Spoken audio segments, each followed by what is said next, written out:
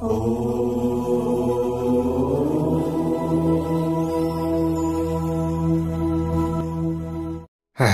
ओम। स्वस्ति श्री गणेशाय नमः। ओम नमो भगवते वासुदेवाय। ओम ध्येयं सदा परिभवग्नमभीष्टदोहम् तीर्थास्पदं शिवविरिञ्चिनुतं शरण्यं भृत्यार्तिहं प्रणतपालभवाब्धिपोतं वन्दे महापुरुषते चरणारविन्दम्। नारायणं नमस्कृत्य नरं चैव नरोत्तमं देवीं सरस्वतीं व्यासं ततो जयमुदीरयेत्। जय श्री हरि, जय श्री राधे। श्री विष्णु महापुराण श्रवण गर्दै गर्दै आइरहेका छौं तपाई हामी प्यारा भक्त भागवतहरू।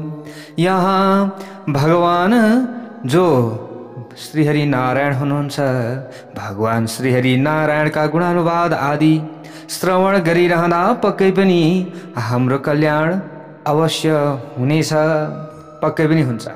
प्यारा भक्त भागवतहरू, हामीले यहाँ कथा श्रवण गर्दै थियौं कि जो प्रहलाद हुनुहुन्छ हिरण्यकश्यपुका छोरा, प्रहलाद भगवान श्रीहरि नारायणको आराधनामा उनी लिप्त छन्। भगवान श्रीहरि नारायणको नाम जपिरहन्छन्, भगवान श्रीहरि नारायणको शरणमा परेका छन् भने यता जो हिरण्यकश्यपु छन् ऊ अत्यन्त बैरी कसका, भगवान श्रीहरि नारायणका। यस्तो अवस्थामा यहाँ आफ्नो छोरालाई मार्नका लागि हिरण्यकश्यपुले अनेक प्रकारका चेष्टाहरू गरेको छ, अनेक प्रकारका प्रयोगहरू गर्यो, तर ऊ असफल बन्यो। अरूको अहितका लागि, अरूको विनाशका लागि कसैले कुनै पनि दुष्कर्म गर्दछ भने त्यो दुष्कर्मको सजाय उसले पाउँछ, ढिलो चाँडो उसले पाउँछ। प्यारा भक्त भागवतहरू, अब यहाँ अगाडि प्रहलादजीलाई गुरुहरूले पनि सम्झाउनु भयो, हे बाबु तिमीले के गरेका हँ? तिम्रा पिता त सारा चराचर जगतले मानेका छन्, सबैभन्दा श्रेष्ठ छन्, यतिखेर तीनै लोकमा उनको प्रभुत्व छ। हे बाबु तिम्रा पिता भन्दा श्रेष्ठ अरू कोही पनि छैन, पिताको शरणमा जाऊ भनेर गुरुहरूले यसरी भनिसकेपछि प्रहलादजीले अगाडि भन्नुभएको छ, हे गुरुहरू म त पिताका पनि पिता परम पिताका शरणमा जान्छु। त्यसै कारणले गर्दा जो यस संसारको उत्पत्तिकर्ता, पालनकर्ता र सृष्टिकर्ता छ उनैको शरणमा म जान्छु, अरूको शरणमा जानेवाला छैन। हजुरहरूले भन्नुभयो ठिकै हो, तपाईहरुको भनाइ पनि यसमा कुनै पनि प्रकारको दुविधा रहेको छैन। पिताजी पनि मेरा लागि सम्पूर्ण गुरुहरूमा परम गुरु हुनुहुन्छ। यो तपाईहरूले जे बताउनु भयो त्यसमा पनि कुनै प्रकारको अलिकति पनि लेस मात्र भ्रम रहेको छैन। हे गुरुजी, हे गुरुहरू, पुत्रका लागि पिताजी परम गुरु हुनुहुन्छ, उहाँको अत्यन्त विनम्रतापूर्वक पूजा गर्नुपर्दछ, यो भनेको कुरा पनि सही हो। यसमा कुनै पनि किसिमको दुविधा रहेको छैन र मेरो मनमा पनि उहाँको लागि हानिकारक हुने कार्य गर्ने भावना आएको छैन। मेरा पिताजी भनेका पिताजी हुनुहुन्छ, उहाँलाई पनि मान्ने ठाउँमा मैले मान्छु भने मैले पनि त मान्नु पाउनु पर्यो नि। भगवान श्रीहरि नारायणलाई पनि मैले मान्न पाउनु पर्यो, यो मेरो अधिकार हो। मबाट त्यस प्रकारको कार्य हुन सक्दैन कि पिताजीको अपमान होस् अथवा पिताजीलाई हानि होस्, मबाट यो कार्य हुन सक्दैन। तर तपाईहरूले भन्नुभयो तलाई अनन्तको आराधना गर्न के को मतलब छ भनेर भन्नुभयो नि। अनन्त भनेका उनी भगवान श्री हरि विष्णु। तपाईहरूले यसरी भन्नुभयो भने यो कुरालाई कसले न्यायोचित भन्न सक्दछ? तपाईहरूले भनेको कुरा यो सही छ त? तपाईहरूको यो अभिव्यक्ति कुनै पनि अवस्थामा सत्य हुन सक्दैन। यसरी प्रहलादजीले भनेपछि अब भनिसकेपछि प्रहलाद उनीहरूको सम्मान बचाउनका लागि शान्त हुनुभयो। फेरि मुसुक्क हाँस्दै भन्न थाल्नुभयो, अब प्यारा भक्त भागवतहरू, अब अनन्तसँगै के मतलब भनेर तपाईहरूले भन्नुभएको छ। तर अनन्तसँगै मलाई मतलब छ। यसमा कुनै पनि विचार गरिरहनु पर्ने आवश्यकता छैन। मेरा गुरुहरू, तपाईहरू भन्नुहुन्छ कि तँलाई अनन्तसँग के मतलब छ भनेर। तपाईहरूको यस विचारलाई साधुवाद छ। यो विचार तपाईहरूको हो भने यसलाई ल ठिकै छ, म धन्यवाद भन्न चाहन्छु। यदि तपाईहरूलाई नराम्रो लाग्दैन भने मेरो अनन्तसँग के प्रयोजन रहेको छ त्यसका विषयमा सुन्नुहोस्। धर्म, अर्थ, काम र मोक्ष, यिनीहरूलाई 4 किसिमको पुरुषार्थ भनिन्छ।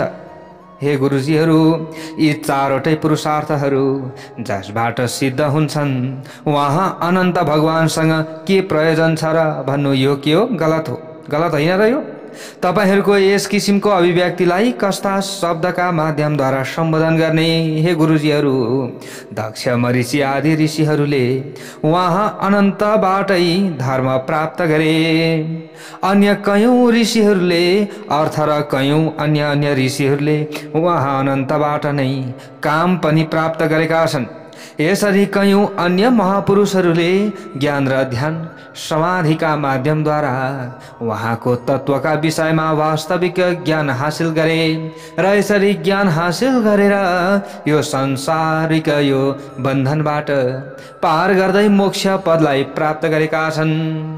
हे मेरा गुरुजीहरू, हे मेरा भगवान, तपाईहरू त मेरा भगवान हुनुहुन्छ हुन त, तर सम्पत्ति, ऐश्वर्य, ज्ञान, महात्म्य, सन्तान अनि कर्म र मुक्ति प्राप्त गर्नका लागि परब्रह्म परमात्मा श्रीहरिको आराधना मात्र मूल तत्व हो। हे गुरुजीहरू, हे ब्राह्मण देवताहरू, यस प्रकार जसबाट अर्थ अनि धर्म, काम र मोक्ष यी 4 किसिमका फलहरूको प्राप्ति हुन्छ वहाँका विषयमा तपाईहरू किन मलाई सोधिरहनु भएको छ? अनन्तसँग तेरो के प्रयोजन छ भनेर सोध्नुहुन्छ त? यो तपाईहरूको सोध्नु नै मूर्खता होइन र? यसभन्दा धेरै अब मैले अरू के बताउन फाइदायुक्त होला र? हजुरहरू त मेरो गुरु हुनुहुन्छ, उचित अनुचित जे पनि भन्न सक्नुहुन्छ। यसैले हे गुरुहरू, म बाल स्वभाव भएको हजुरहरूको शिष्यले यदि केही अनुचित बताएको भए मलाई क्षमा गरिदिनु होला भनेर प्रहलादजीले भनिसकेपछि अगाडि गएर यहाँ पुरोहितहरूले भन्न लागे, दैह्यमानस्तस्माभिः रग्निना बालरक्षितः। हे बालक, फेरि यस प्रकारको कुरा नगरौला भनेर हामीले तिमीलाई अग्निबाट जल्न लागेको समयमा रक्षा गरेका थियौं। हेर्नुहोस् है, अब गुरुजीहरूले यहाँ अझै फकाउँदै हुनुहुन्छ। तर तिमी यस किसिमका मूर्ख छौ भन्ने ज्ञान पहिले हामीलाई थाहा थिएन, त्यसैले तिमी जल्नबाट बच्यौ। हे दुर्मते, यदि हामीले तिमीहरूको तिमीहरू जति पनि यहाँ विद्यार्थीहरू छौ, तिमीहरूको भलो नचाहेको भए यो कुराहरू भन्ने कुरा हुन्थ्यो त? हुन्थेन। त्यसैले यदि तिमीले हामीहरूको अभिव्यक्तिलाई स्वीकार गरेर आफ्नो त्यो अज्ञानपूर्ण आग्रहलाई त्याग गरेनौ भने अवश्य तिम्रो विनाश हुनेछ बाबु, तिम्रो विनाश हुन्छ। हामीहरू तिम्रो विनाश गराउनका लागि अब कृत्य उत्पन्न गराउने छौं। हे बाबु, तिमीलाई हामीले सम्झाएका हौ तर तिमीले मानेनौ। निश्चित रूपमा त्यसले तिमीलाई नष्ट गर्नेछ भनेर यसरी गुरुहरूले भन्न लाग्नुभयो। अब यस्ता प्रकारले भनिसकेपछि अगाडि गएर प्रहलादजीले भन्नुहुन्छ, कह केन हन्यते जन्तुर जन्तु कह केन रक्षते हन्ति रक्षति चैवात्मा ह्य सत साधु समाचरण।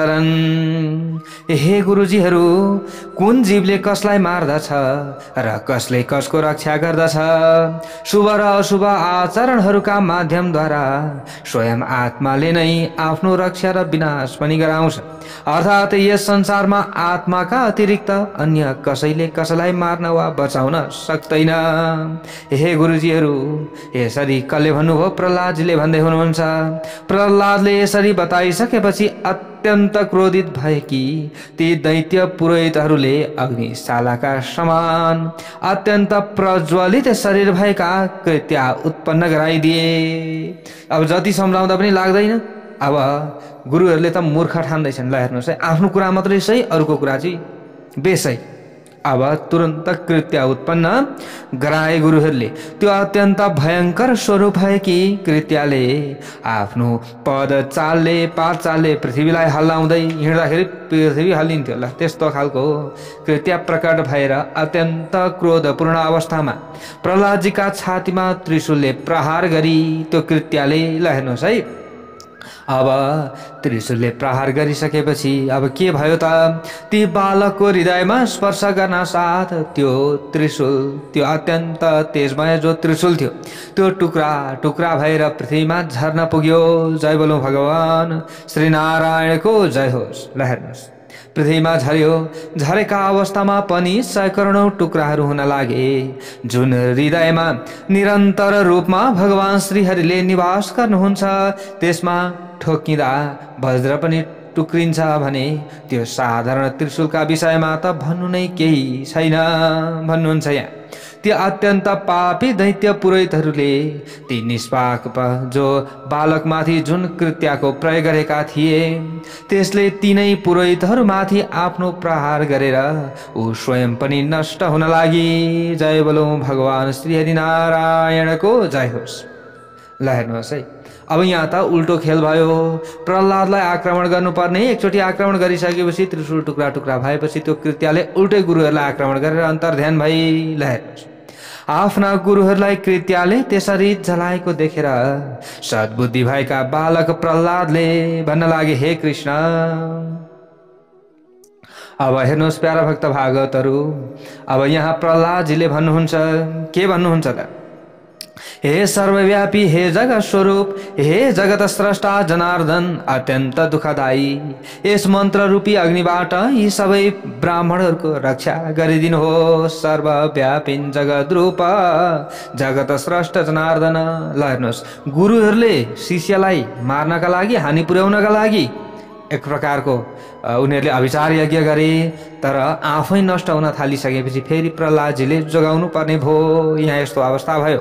सर्वव्यापी सम्पूर्ण जगतका परम गुरु भगवान श्री विष्णु सबै प्राणीहरूमा व्याप्त भएर रहनुभएको छ।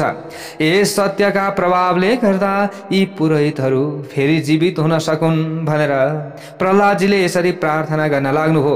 यदि मैले अविनाशी भगवान श्री विष्णुलाई सर्वव्यापक मान्दै आफ्ना शत्रु पक्षमा पनि उहाँ विराजमान हुनुभएको देख्दछु भने यी दैत्यले पुरोहितहरू, यी दैत्य जो पुरोहितहरू छन् फेरि पहिलेका जसरी जीवित हुन सकुन्। हे मेरो भगवान, कसले भन्दै हुनुहुन्छ?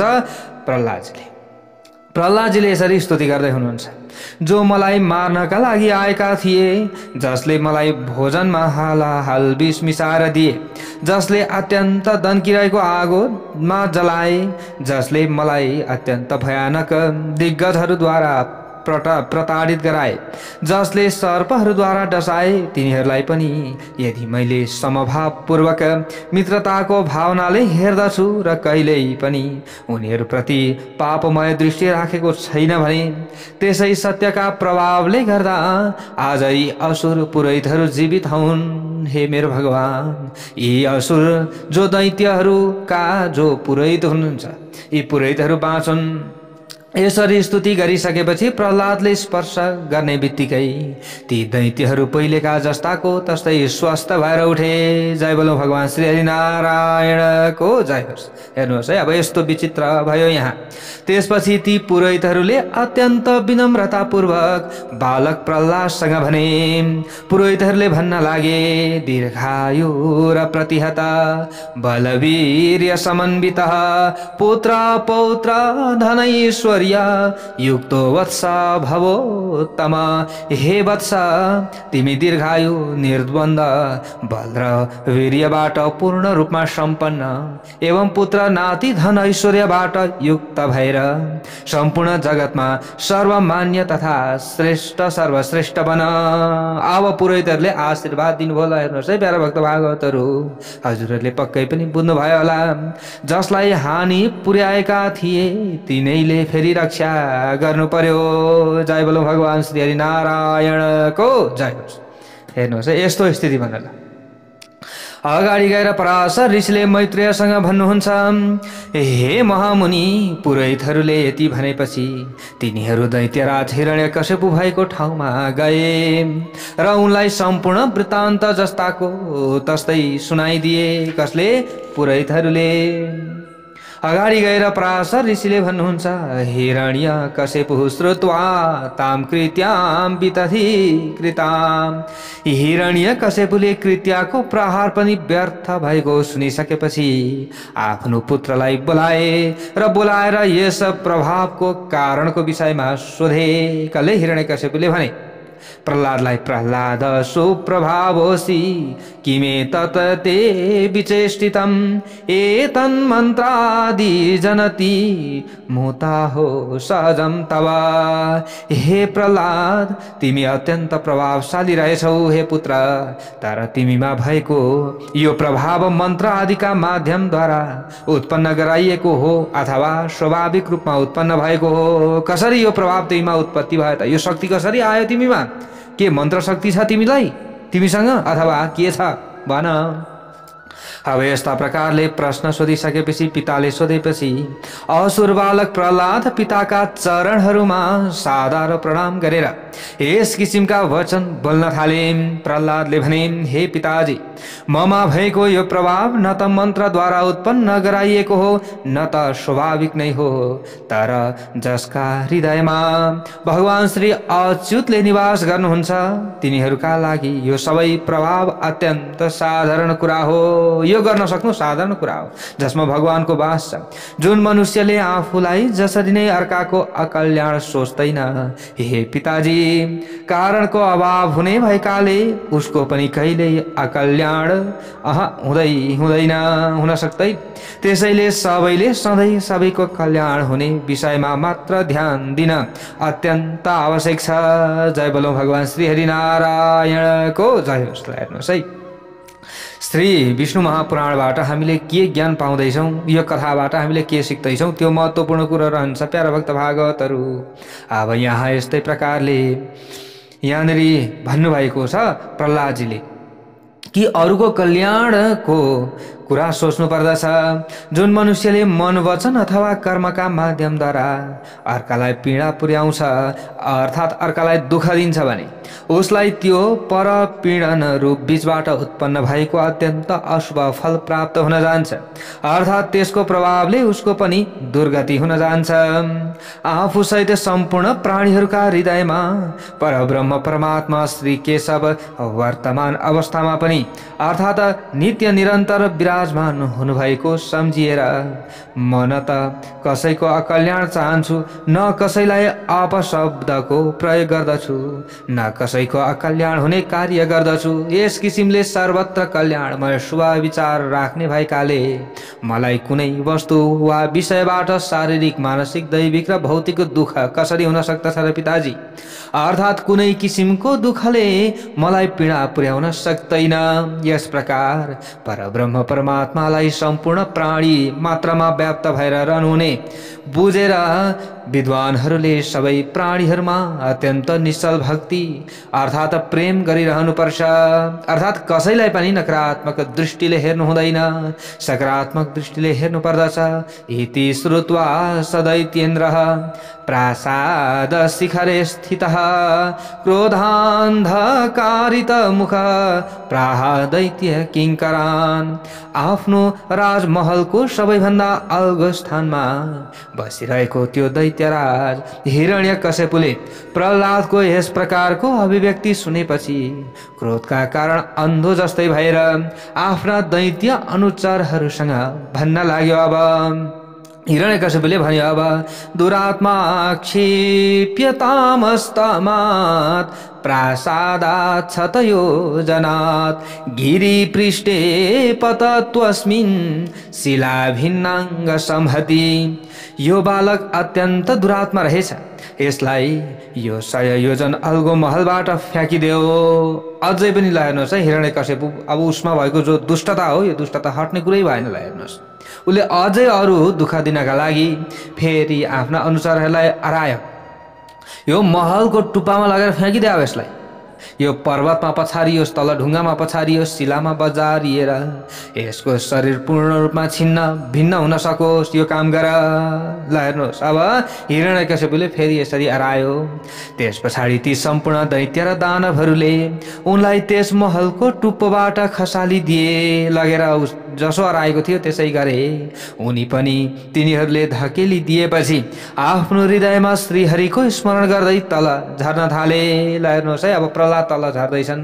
ओम श्री हरये नमः, ओम श्री हरये नमः, ओम श्री हरये नमः भनिरहेका छन्। प्रहलादले कुनै पनि भय छैन, कुनै पनि डर छैन, म मर्छु भन्ने लाग्दैन।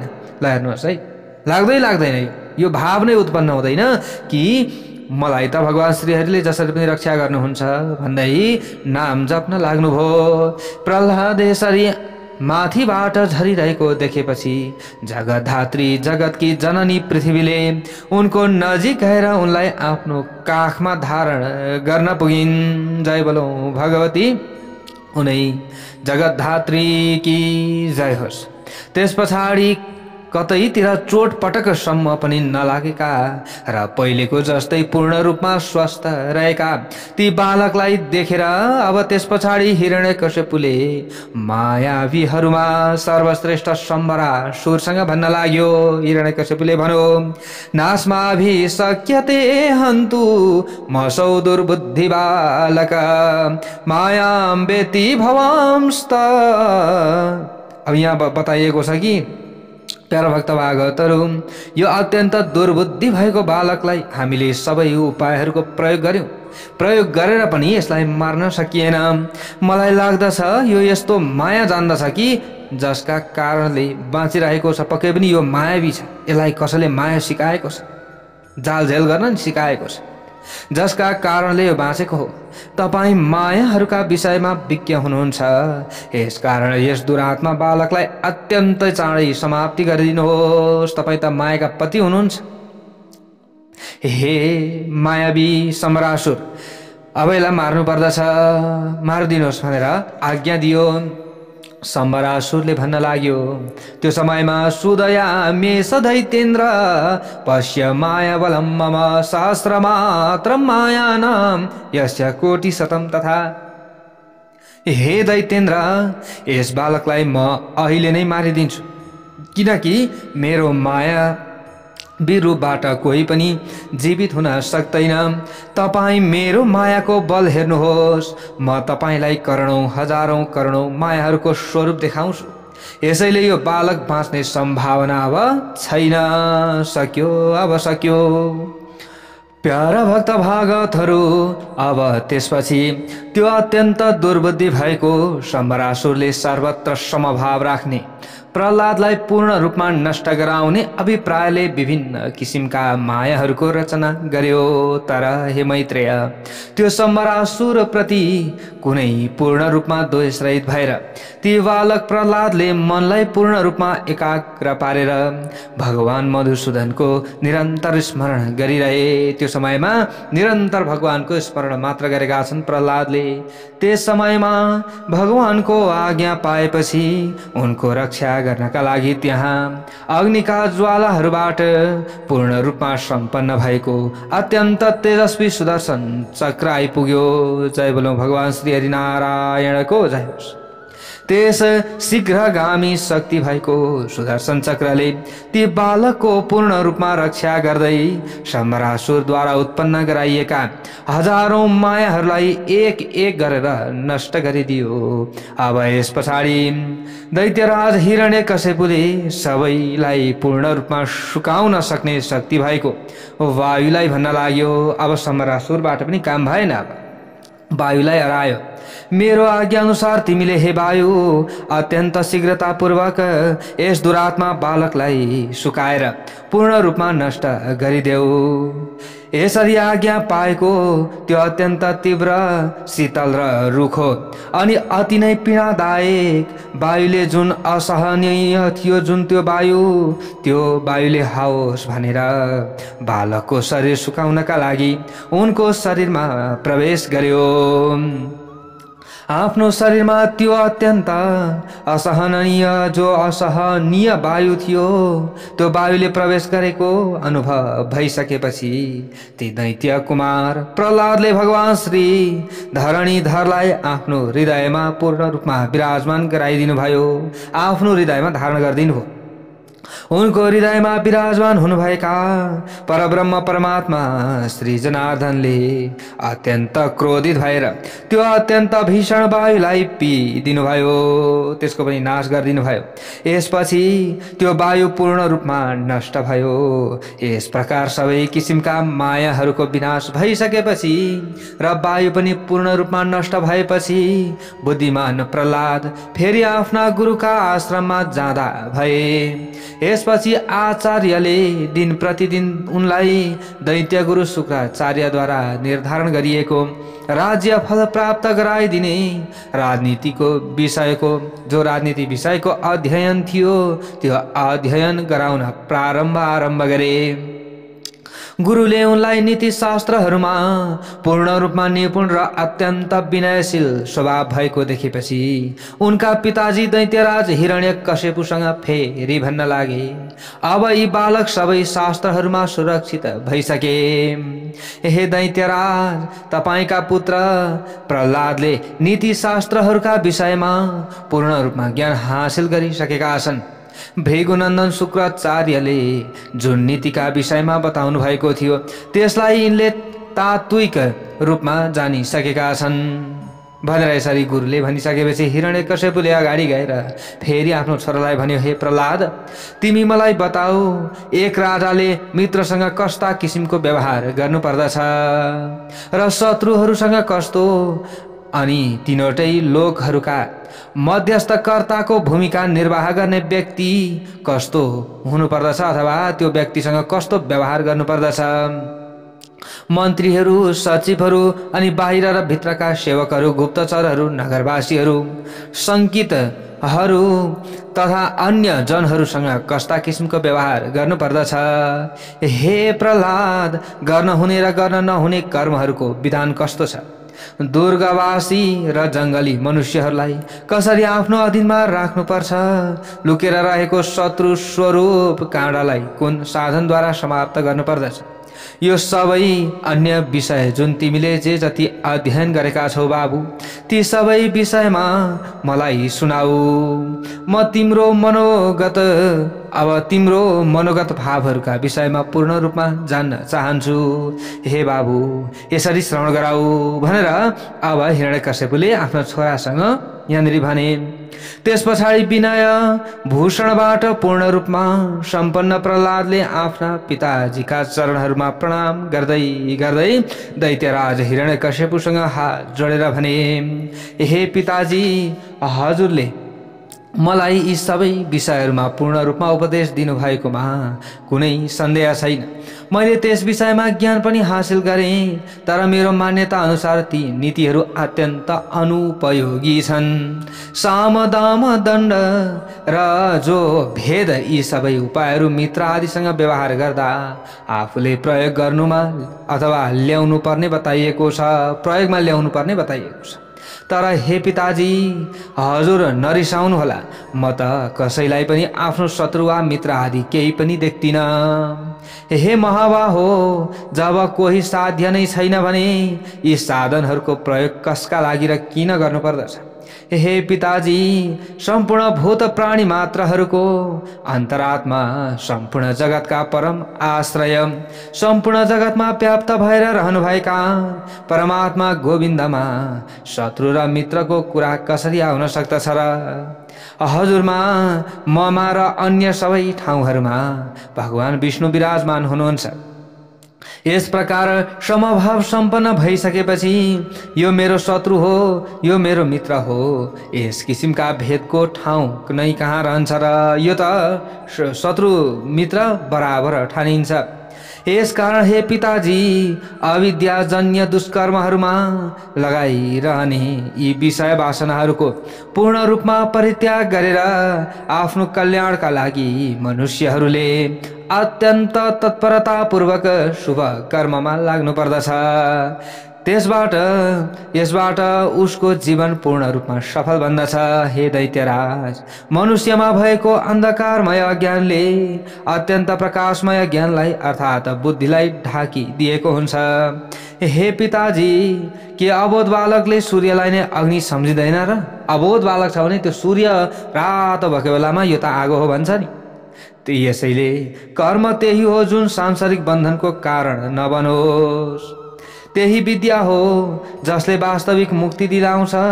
यसका अतिरिक्त अन्य कर्महरू त परिश्रम रूप मात्र, अन्य विद्याहरू कला कौशल मात्र हुन्। यिनीहरूको कुनै पनि तात्विक अर्थ हुँदैन। हे पिताजी, हे महाभाग, यस प्रकार यी सबैलाई सांसारिक बन्धनको महाकारण अर्थात् सारहीन सम्झिएर अब म हजुरलाई प्रणाम गर्दै उत्तम सारका विषयमा बताउनेछु। ध्यानपूर्वक श्रवण गर्नुहोस्। राज्य प्राप्त गर्ने अभिलाषा कसलाई हुँदैन र? कसलाई हुँदैन र? सबैलाई हुन्छ नि। अत्याधिक रूपमा धन प्राप्ति भइरहोस् भन्ने कामना पनि कसले गर्दैन र? न चिन्तयति को राज्यम को धनम नाभिवाच्छति। सबैले चाहन्छ। तथापि पूर्व जन्ममा सत्कर्म गरिएको रहेछ भने मात्र यी दुवैको सहज रूपमा प्राप्ति हुन सक्दछ, अन्यथा हुन सक्दैन। जय बोलो भगवान श्री हरि नारायणको जय होस्। ल हेर्नुहोस् है, कस्तो राम्रो कुरा यहाँनिर बताइएको छ। यदि पूर्व जन्ममा हामीले कमाइएको छ भने यस जन्ममा पनि प्राप्ति हुने भयो। यदि पूर्व जन्ममा हामीले कमाइएको छैन अनि यो जीवन पनि हामीले व्यर्थ बिताइरहेका छौँ, जानी नजानी विभिन्न कुकर्महरू मात्र गरिराखेका छौँ, त्यो पापलाई नाश गर्ने कुनै पनि विधि गर्दैनौँ, कुनै पनि उपाय गर्दैनौँ भने हामीले फेरि अर्को चोटि यस्तै समस्यामा परिरहनु पर्दछ। प्यारा भक्त भागवतहरू, त्यसैले बेलैमा हामीले आफूले आफूलाई सुधार गर्ने प्रयत्न गरिहालौँ। प्रहलादजीले यहाँ भन्नुभएको छ, श्री विष्णु महापुराणमा लेखिएको कुरा हो प्यारा भक्त भागवतहरू। तथापि भाव्यमेवैत दुभयम प्राप्यते नरहि। हे महाभाग, सबै मनुष्यहरूले महत्वको लागि अर्थात् सबैभन्दा ठुलो हुन आफ्नो सम्पूर्ण शक्तिको प्रयोग गर्दछन्। तथापि वैभवको प्राप्ति उद्योग यानि कि प्रयासबाट नभएर भाग्यका आधारमा मात्र हुन्छ। हे प्रभो, मूर्ख अविवेकी काय र नीतिविहीन मनुष्यले पनि आफ्नो भाग्यका अनुसार विभिन्न किसिमका भोग्य सामग्रीहरू र राज्य पनि प्राप्त गर्दछ। यसकारण जसले अत्याधिक सम्पत्तिको मालिक बन्ने चाहना राख्दछ त्यसले पूर्ण रूपमा धर्म गर्नुपर्दछ र मोक्ष प्राप्तिको कामना भएको मनुष्यले सम्पूर्ण जगतमा समभावको प्राप्तिमा निरन्तर रूपमा लागिरहनु पर्दछ।